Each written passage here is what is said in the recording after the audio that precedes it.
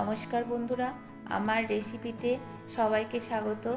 আজ আমি আপনাদের সামনে একটা তেলে ভাজার রেসিপি দেখাবো।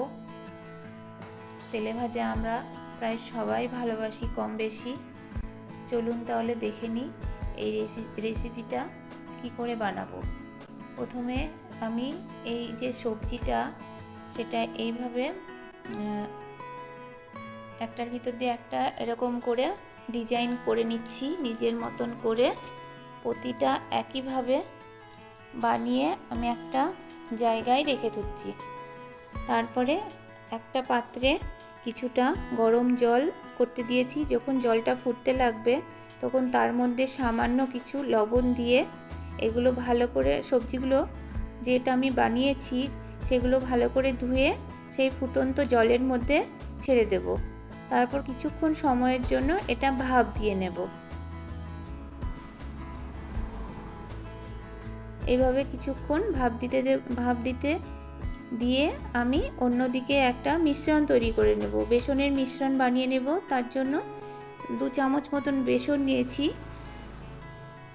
তার মধ্যে কিছুটা কাঁচা লঙ্কা, কালো জিরে, হলুদ, জিরে গুঁড়ো দিয়েছি, আর স্বাদ মতন লবণ আর স্বাদ মতন চিনি।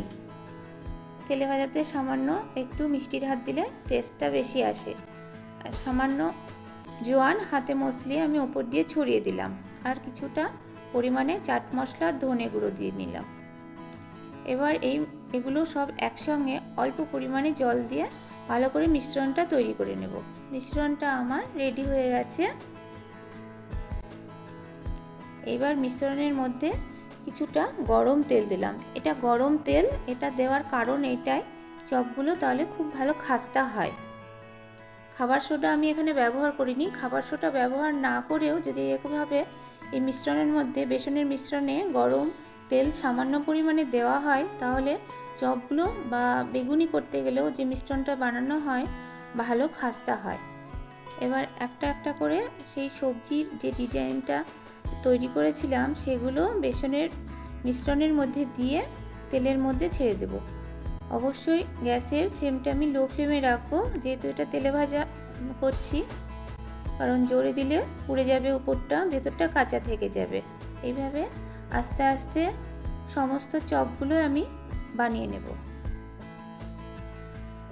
এভাবে লাল লাল করে ভেজে নেব। বন্ধুরা, আপনারা নিশ্চয়ই বুঝতে পেরেছেন এই সবজিটার নাম কি। এই সবজিটা প্রায় বেশিরভাগ মানুষই পছন্দ করে না, আমিও করি না। এটা একমাত্র ল্যাবড়া পাঁচ তরকারিতেই মানুষ ব্যবহার করে বেশি।